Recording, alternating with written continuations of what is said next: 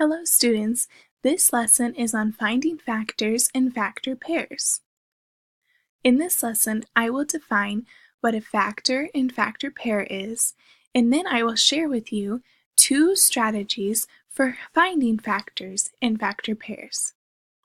I assure you that you have the knowledge you need to find factors and factor pairs because you know your basic multiplication and division facts. Your learning goal for this lesson is that you will find all factor pairs of a given whole number within 100. Over the next day's activity, you will have various experiences of working with whole numbers in finding factor pairs. Let's define a factor. A factor is a number that is multiplied with another number to get a product. Looking at this example, what might the factors be if a factor is a number that is multiplied with another number to get a product? Right, 6 and 3 are factors of 18 because 6 and 3 are both numbers that are multiplied by other numbers within the equation and they give us a product. The product in this case is 18. Looking at the same example, let's define a factor pair. A factor pair is a set of two numbers that are multiplied together, resulting in a specific whole number. In the example, 6 times 3 equals 18. What would our factor pair be? That's right, 6 and 3 are our factor pair because they are the set of two numbers multiplied together and they give us 18. 6 and 3 specifically give us 18.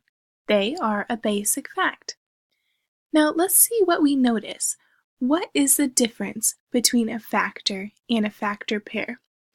Well, you see here, 6 is a factor of 18, but if I change this to 2, that would change my product to 12. 6 can still be a factor, but it's multiplied by a different number this time, so I get a different product. Whereas over here, 6 and 3 go together. They are a pair that give me 18. When I changed my factor 3 to 2, it changed my product because this is a factor pair. They specifically work together to give me a specific product. What else do you notice? Yes, 12 is divisible by both 2 and 6, and 18 is divisible by both 3 and 6. That is because a whole number is divisible by its factors. This will help you in finding factors. Remembering what numbers go into a whole number can help you find factors. And let's see what it looks like in an example. The number I have in mind is 18. The strategy we are going to use is talking it through. We are going to think through the number list and we are going to talk through what our whole number is divisible by. Let's start with 1. Well, I know that 1 goes into any whole number because of the identity property in multiplication. 1 times the number itself always equals the number itself. So I know 1 times 18 is a factor pair. 2? Yeah, 18 is an even number. I know 2 goes in there. And I know that 2 times 9 gives me 18. It's one of my basic facts. What about 3? Yeah, I remember my multiplication fact, 3 times 6. I also know that 18 divided by 3 is 6, so I know that's true. What about 4? No. 5? No. 6? Yes. But here, wait.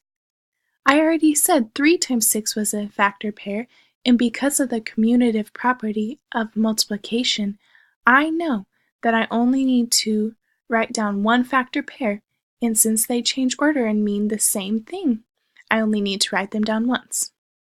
7, 8, 9, 10, 11, 12, 13, 14, 15, 16, 17, 18.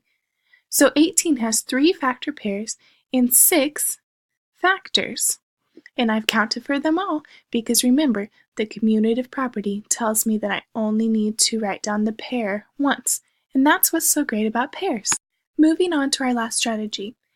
Our last strategy for this lesson is using manipulatives to make arrays so that we can find factor pairs.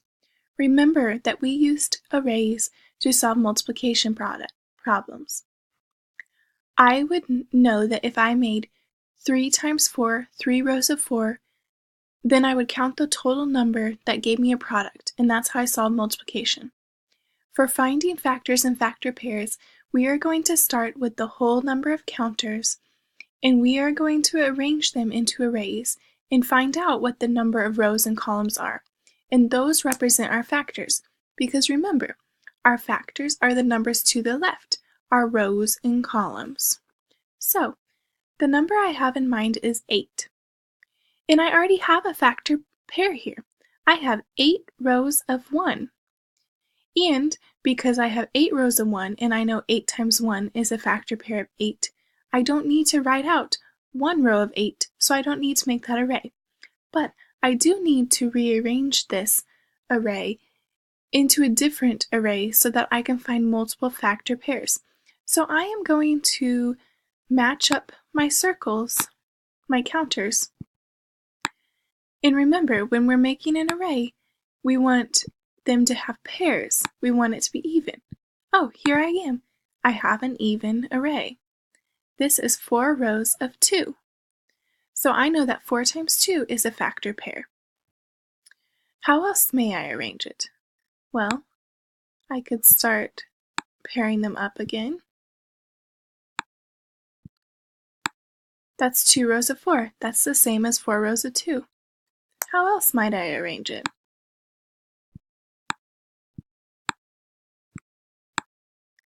Well, I already said that I had 8 rows of 1, and 1 row of 8 is the same, so I've went through all my factor pairs.